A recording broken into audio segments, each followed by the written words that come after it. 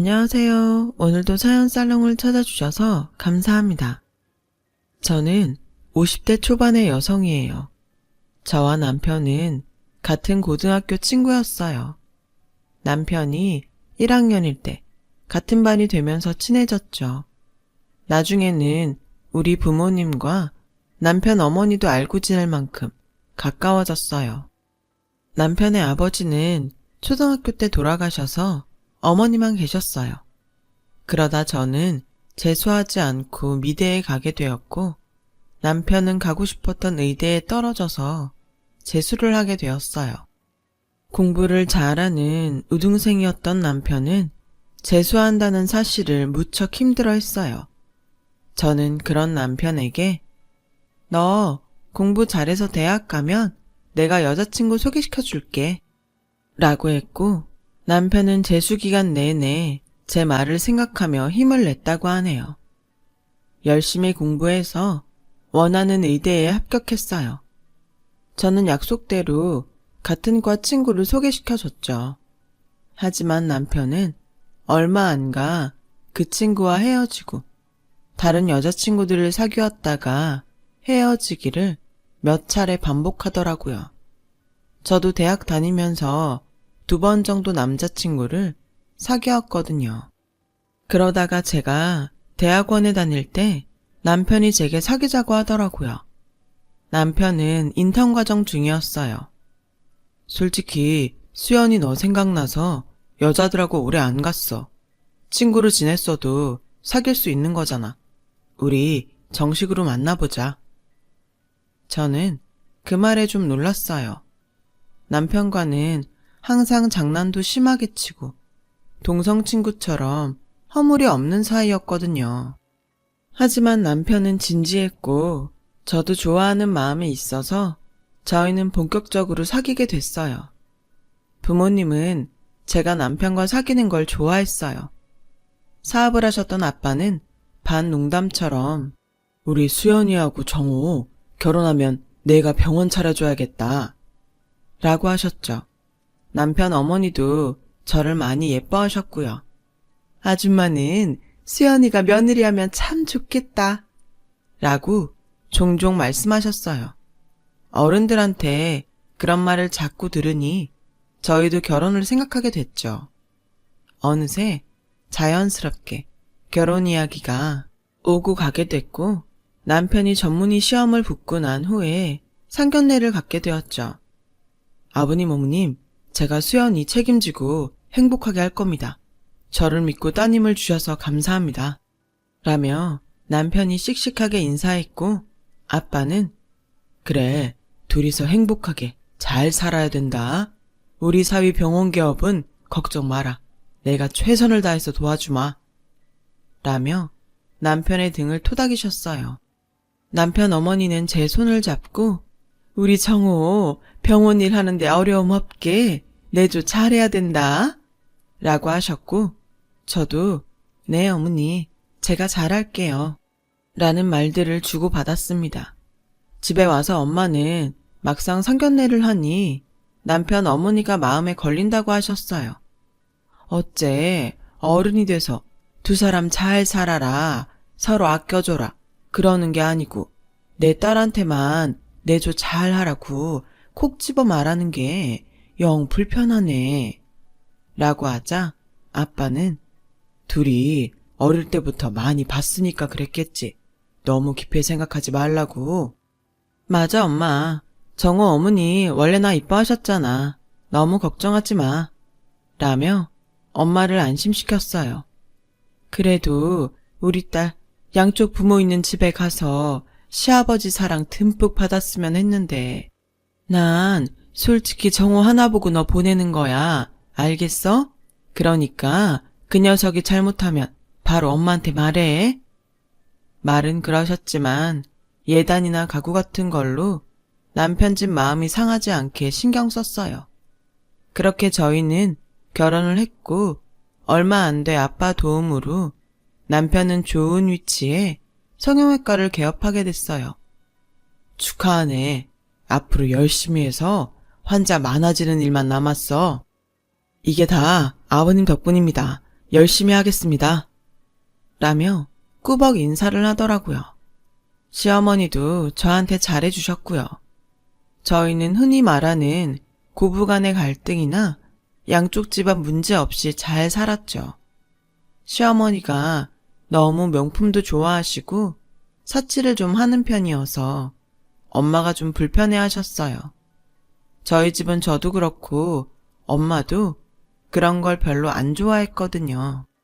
그렇다고 크게 문제될 정도는 아니었어요. 엄마는 시어머니 성격이 그러려니 하며 명품 쇼핑이나 해외여행 얘기만 하는 시어머니를 잘 받아주셨죠. 한 번은 저까지 셋이서 밖에서 식사를 하는데 시어머니가 친구들과 유럽 여행을 가겠다고 하시더라고요. 그런데 그 비용이 저희가 생각했던 것보다 훨씬 많이 드는 거였어요. 생각보다 돈이 많이 드네요. 그거 여행사에 잘 알아본 거 맞아요? 좀 더 알아보면 그만큼 안 들이고도 갈 수 있을 것 같은데 요즘 경기가 좋은 편도 아니고 병원들도 어려운데 많이 생긴다는데 앞날을 위해서 돈을 모으는 게 좋지 않겠어요? 지금 제가 돈을 함부로 쓴다는 거예요? 저도 다 알아보고 결정한 거죠. 그런 것도 안 했을까 봐요. 수연이 엄마는 가끔 보면 걱정이 너무 많은 것 같아요. 우리 집 사정에 너무 이래라 저래라 하지 않았으면 좋겠네요. 제가 제 아들이 번 돈 쓴다는데 간섭이 지나치네요. 라며 불쾌해하셨고 엄마는 그렇게 들렸으면 미안해요. 저는 좋은 뜻에서 한 말이었으니까 너무 마음 쓰지 마세요. 라며 시어머니를 달랬어요. 저는 중간에서 두 분이 싸우기라도 하면 어쩌나 했지만 다행히 그 자리는 잘 마무리되었고 두 분도 웃으면서 헤어졌어요. 하지만 그날 이후로 그렇게 식사를 하거나 같이 모이는 자리는 더 이상 없었죠. 엄마는 시어머니와 성격이 너무 달라서 자주 안 만나는 게 좋겠다고 하셨어요. 원래 사돈지간에는 너무 가깝게 지내는 거 아니랬다. 그동안 우리가 너무 자주 만난 것 같아 거리를 좀 두는 게 너한테도 더 나을 것 같다. 라고 하셨지만 시어머니의 씀씀이는 여전히 못마땅하신 것 같았어요. 엄마, 어머니도 저축 많이 하시고 물건 살 때도 생각보다 꼼꼼하게 골라. 그렇게 걱정하지 않아도 괜찮아. 라고 했지만 엄마는 됐어. 네가 그러지 않아도 돼. 내가 안 사돈 성격 모르는 것도 아니고 나도 딸 앞에서 이러는 거 아니지. 앞으로 더는 말 안 할게. 라고 하셨어요. 하지만 엄마가 걱정하셨던 대로 성형외과가 너무 많아지면서 남편 병원도 조금 타격이 생겼어요. 거기다가 남편이 어느 환자의 코 수술을 잘못하는 바람에 문제가 생겼죠. 저도 그 일로 걱정하고 있는데 시어머니가 전화를 하셨어요. 수연아, 니네 아버지한테 말씀드려서 어떻게 돈 좀 마련할 수 없겠니? 어머니, 일단 저희가 할 수 있는 선에서 해보려고요. 안 그래도 아빠가 그 사람 병원 차릴 때도 돈 거의 다 대주셨는데 이런 말씀까지 드리기가 좀 죄송해서요. 라고 하자 시어머니는 답답하다는 듯 너는 네 아빠한테 얘기하는 게 뭐가 죄송스러워? 가족이잖아, 가족. 이럴 때 돕고 사는 게 가족 아니니? 니네 집은 꼭 서로 남남처럼 이상하더라. 돈 쓰는 것 같고도 엄청 깍쟁이처럼 계산하고. 그래, 알았다. 못 들은 걸로 해라. 라며 전화를 끊으셨어요. 그래도 저는 부모님께 말씀드리기보다는 저희가 해결하는 게 맞다고 생각했죠. 하지만 병원에서 수술을 잘못했다는 소문이 자꾸 퍼졌어요. 환자가 줄어들자 저는 아빠한테 말씀드릴 수밖에 없었습니다. 사람이 실수할 수도 있지. 근데 이건 사람 생명하고 직결된 거 아니냐? 그러니 이번 일을 교훈 삼아서 앞으로 더 신중했으면 좋겠다. 네, 아버님, 명심하겠습니다. 남편은 아빠에게 머리를 숙이며 죄송하다고 했어요. 병원 문제는 아빠 도움으로 수습을 했고 남편은 동네를 옮겨서 다시 개원했죠. 그리고 친정의 도움이 필요 없을 만큼 잘 되기 시작했어요. 저는 그 무렵 임신을 하게 됐어요. 입덧이 심해서 자주 친정에 가서 쉬곤 했어요. 임신 4개월이 지나도 나아지지 않아서 고생이 많았죠. 그날도 제가 친정에서 쉬고 있는데 데리러 오기로 한 남편이 오지 않더라고요. 병원에 연락을 해보니 수술이 밀려서 늦어지고 있다는 거였어요. 그래서 혼자 집에 가려고 했더니 아빠가 데려다 주겠다고 하셨어요. 괜찮아.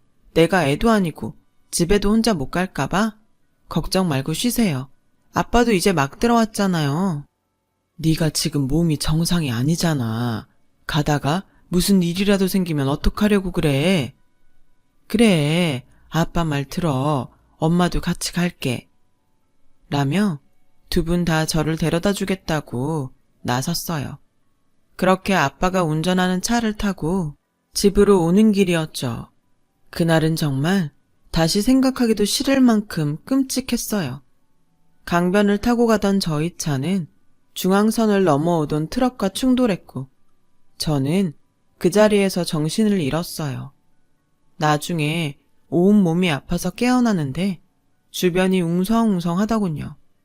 거기는 병원 응급실이었고 간호사는 제게 연락할 곳이 없냐고 물었어요.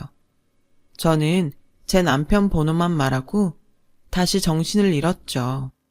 그리고 다시 병실에서 깼을 때 제 옆에는 엄마도 아빠도 없었어요.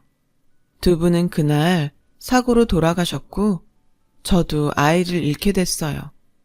남편은 제 손을 잡고 미안하다는 말만 반복했죠. 하지만 남편이 그런 일이 생길 줄 안 것도 아니었고 누구의 잘못이라고도 할 수 없었어요. 저는 골반과 다리의 부상 때문에 제대로 서 있을 수도 없었어요. 겨우 의사의 허락을 받고 휠체어를 타고 장례식을 치르면서 그저 엉엉 울기만 했죠. 졸지에 혼자가 된 저는 재활치료로 고통스러운 날들을 보냈어요. 다리와 골반도 너무 아팠지만 부모님이 안 계신 게 더 힘들었어요. 시어머니는 워낙 활동이 많은 분이라 연락이 안 될 때도 많았고 남편도 병원이 많이 바빠져서 저를 제대로 돌볼 수 없었어요. 매일 저는 그날 부모님을 말리지 않은 걸 후회했어요. 그렇게 재활을 하며 힘든 시간을 보내고 있는데 남편이 조금씩 변하기 시작하더군요. 제가 지팡이를 짚고 거실로 나오기만 해도 인상을 쓰며 고개를 돌렸고 매일 늦게 들어왔어요. 맨날 아프다고 끙끙거리기만 하는데 누가 집에 있고 싶겠어? 라며 휴일에도 골프 가방을 메고 나가 하루 종일 연락이 안 되더라고요. 시어머니는 시어머니대로 저한테 불만이 많으셨어요. 맨날 친정 못 가서 그렇게 한달을 하더니 결국 이런 사단이 난 거 아니냐. 그 바람에 내 손주까지 잃고. 죽은 사람한테 할 말은 아니지만 니네 엄마 나한테는 입 바른 소리도 잘하더니 딸내미 단속은 안 되셨나 보다. 어머니, 그런 말씀이 어딨어요. 너무하세요. 저희 엄마 그 사람이 오지 않아서 저 데려다 주시다가 돌아가셨어요. 그리고 제가 무슨 나쁜 짓이라도 했나요? 단속이라뇨. 네 말이 좀 이상하구나. 너 그럼 이게 다 우리 정호 때문에 생긴 일이라는 거냐? 애초에 네가 임신했다고 유세 떨면서 친정만 들락거리지 않았어도 이런 일은 안 생겼을 텐데 우리 아들 탓을 해? 이런 못된 걸 봤나? 내가 그동안 참고 말은 안 했는데 니네 식구는 꼭 남 탓을 하더구나. 돈 좀 있다고 가정교육도 제대로 안 시킨 건지 원. 하면서 막 저한테 퍼부었어요. 그동안 저런 말들 못하고 어떻게 살았나 싶을 정도였죠. 부모님이 안 계시니 저는 시댁에서 환영받지 못하는 존재가 됐어요. 한 번은 시어머니가 손님들을 초대했다며 집에 와서 일을 좀 하라고 하시더군요. 그래서 목발을 짚고 절뚝거리면서 가서 부엌일을 좀 도왔더니 저한테 창피하니까 방에서 나오지 말라는 거였어요. 밖에는 남편도 있었는데 그 사람은 저를 신경도 쓰지 않더군요. 저는 손님들이 있을 동안 몇 시간이나 작은 방에 갇혀서 화장실도 못 갔고 모임이 다 끝난 다음에는 뒷정리까지 도왔어요. 그러면서 문득 이게 뭐 하는 짓이지? 하는 생각이 들더라고요. 그날 이혼을 결심했어요. 그때 남편은 아예 시댁에 눌러 살 때여서 병원으로 이혼 서류를 보냈죠. 그 얘기를 들은 시어머니는 기다렸다는 듯이 그래, 너도 고민이 많았겠지만 이게 모두를 위해서 좋을 것 같다. 사람이 서로 짐이 되면 안 되는 거 아니겠니? 그리고 이혼 얘기는 네가 먼저 꺼낸 거니까 위자료 받을 생각은 하지 마라. 라며 못을 박더군요. 남편은 꼭 자기 일이 아닌 것처럼 연락을 해도 엄마가 다 알아서 하기로 했으니까 엄마랑 얘기해. 라며 빨리 끊기 바빴어요. 그땐 정말 너무 서러워서 부모님 사진을 놓고 매일 펑펑 울었어요. 그러다가 한 번은 새벽에 깜빡 잠이 들었는데 거실에서 남편 목소리가 들리더군요. 누군가와 통화하는 소리였어요. 이제 병원도 잘 되고 돈 걱정할 일도 없는데 내가 왜 구질구질하게 장애인한테 목매고 있냐? 그래도 먼저 이혼하자는 말 안 할까봐 조마조마했는데 진짜 잘 됐지. 난 이혼하면 새장가 갈 거다. 저는 너무 충격을 받았어요. 결국 저와의 결혼은 다 계산된 거였으니까요. 어릴 때부터 친한 친구로 지냈던 저를 돈으로만 봤던 거죠. 저런 사람이었던 걸 못 알아본 제가 정말이지 너무 바보 같았어요. 남편은 다른 방에서 자고 아침에 자기 옷가지를 챙겨 나가더군요. 저는 한시도 같은 공간에 있고 싶지 않아 짐을 챙겨서 나왔어요. 친구는 저보고 다 소송 걸어서 병원에 들어간 돈도 다 받아내라고 했지만 뭘 어디서부터 해야 될지 몰랐어요. 그저 제 몸 추스르기에도 정신이 없었으니까요. 그렇게 저와 남편은 합의 이혼을 하게 됐어요. 완전히 혼자가 된 저는 그냥 붕 뜬 느낌이었어요. 게다가 재활도 끝난 게 아니라서 몸이 많이 불편했죠. 그런 제게 친구는 일러스트를 배워보는 게 어떠냐고 하더군요. 네가 유아 전공을 했지만 프로그램 툴 사용법은 금방 배울 거야. 안 그래도 결혼하고 그림에 손 놓은 것 같아서 안타까웠는데 한번 해봐. 친구의 격려에 일러스트를 배우기 시작했어요. 일러스트 공부도 진도가 빨랐어요. 처음에만 좀 어려웠지 방법을 익히고 나니 금방 할 수 있더군요. 저는 그림 그리는 데만 몰두했고 그런 저를 눈여겨본 학원 강사님이 일자리를 소개시켜 주셨어요. 그렇게 책에 들어가는 사파를 작업하는 일을 시작으로 여러 일들을 하게 되었고 블로그에도 제 작품을 올렸어요. 그러면서 제 작업을 좋아하는 사람들도 많아졌죠. 그런데 몇 년이 지났는데 아빠 회사 이사님이 변호사와 함께 저를 찾아오셨어요. 이게 사장님 돌아가시기 전에 따로 작성해 놓으셨던 유언장입니다. 따님 적정 나이가 되면 회사를 물려주겠다는 내용이에요. 갑자기 돌아가신 관계로 수정사항은 없습니다. 저는 너무 놀랐습니다. 아빠가 돌아가시고 회사가 정말 어지러웠다고 해요. 저는 잘 몰랐지만 회사의 주인이 없는 사이 정말 많은 일들이 있었다고 합니다. 아빠와 막역한 사이셨던 이사님께서 그걸 지켜내신 거고요. 저에게 오시기까지 시간이 걸리셨다고요. 이사님은 자식이 없으셨어요. 그래서 저를 더 잘 챙겨주셨던 분이셨죠.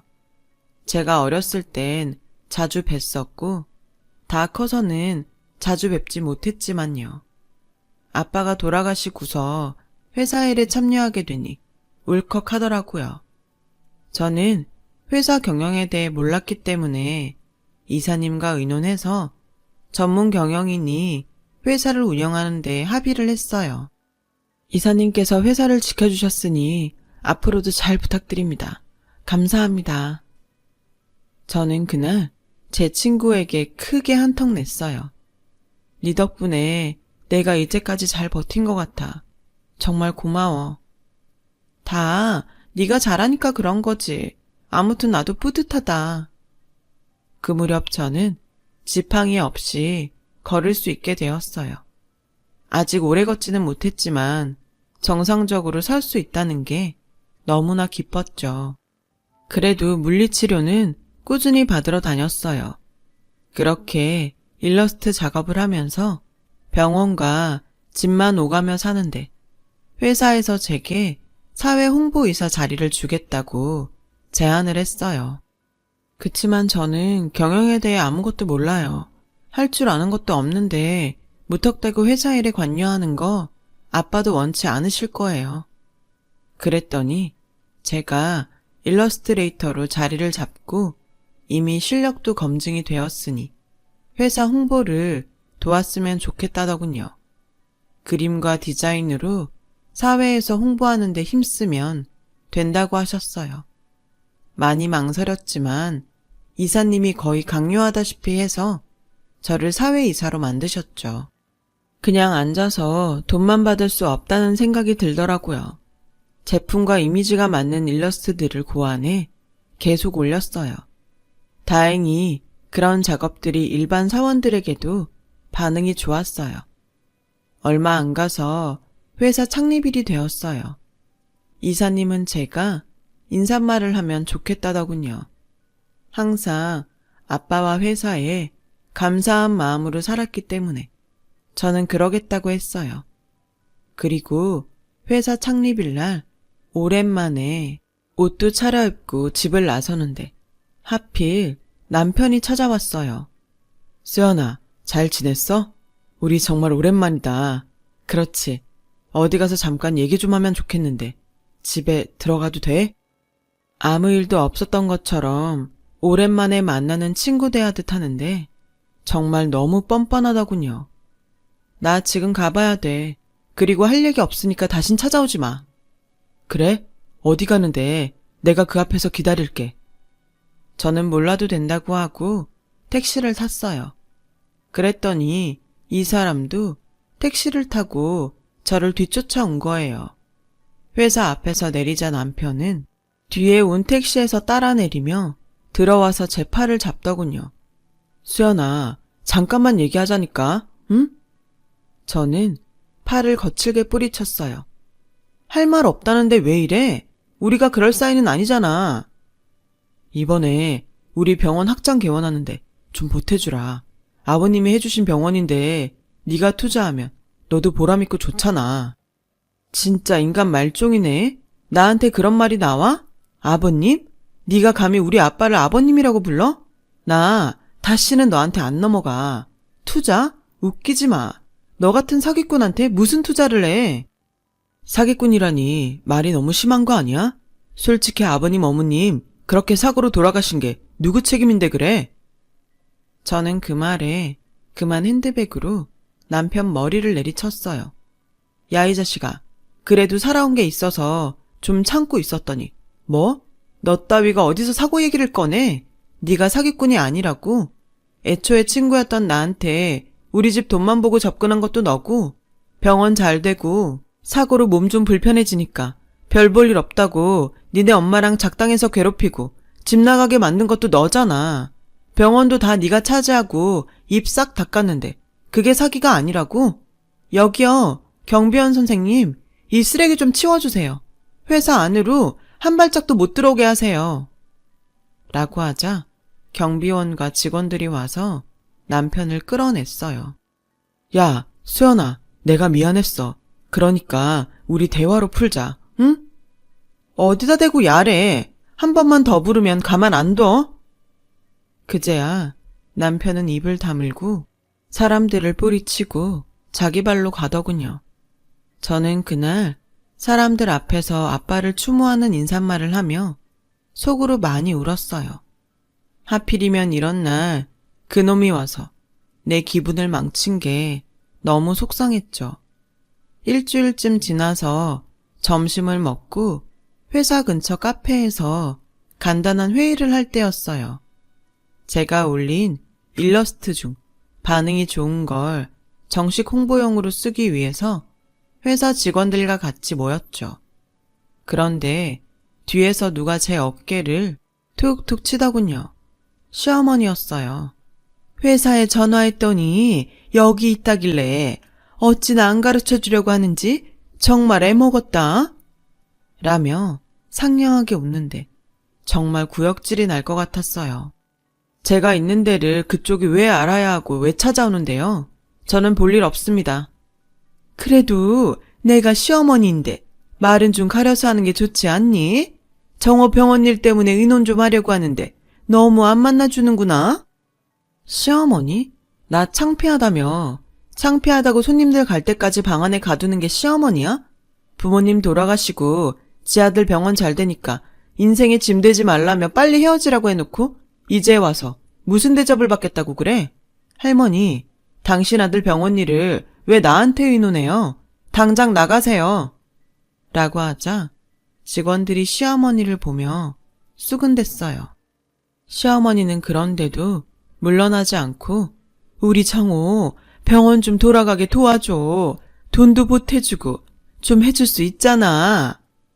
그러자 거기 있던 팀장이 일어나서 듣자 하니까 너무하시네요. 이제 이혼해서 상관도 없는데 이러시는 거 아니죠. 저희 회의하는데 방해하지 말고 나가주세요. 라고 하자 시어머니는 발끈하며 지금 누구한테 큰 소리야? 내가 누군 줄 알고. 나 땡땡 성형외과 원장 엄마야. 그러자 직원 한 명이 아, 이번에 그 의료사고 나서 난리 났다던 그 병원? 라고 했고 사람들이 전부 수근대며 시어머니를 쳐다봤어요. 그제야 시어머니는 저를 붙잡고 우리 정호 한 번만 도와줘. 응? 예전에도 잘했잖아. 저한테 이러지 마시죠. 한 번만 더 어떤 소리라도 꺼냈다가는 길에 나앉게 해줄 테니까. 여차했다가는 그 병원까지 다 토해내야 하는 수가 있어요. 내가 지금 못해서 안 하고 있는 줄 알아요? 그거마저 뺏기고 싶으면 해보시던가. 시어머니는 결국 돌아갈 수밖에 없었어요. 알고 보니 최근에 대리의사를 써서 수술한 게 사고가 나서 병원 환자가 뚝 떨어지고 소송에 들어갔다는 거였어요. 그 소송 비용을 좀 얻어보려 한 거였죠. 전 남편은 재혼했던 여자와도 파혼하고 지금은 의사 생활도 못하게 되어서 시어머니와 지방 어디에 가서 같이 작은 가게를 하고 있다나 봐요. 그 뒤로 가끔 저를 찾아왔지만 법원에 접근 금지 명령을 받았어요. 그래서 더는 보지 않고 살고 있어요. 이제는 그 사람들과 엮이지 않고 편하게 살고 싶네요.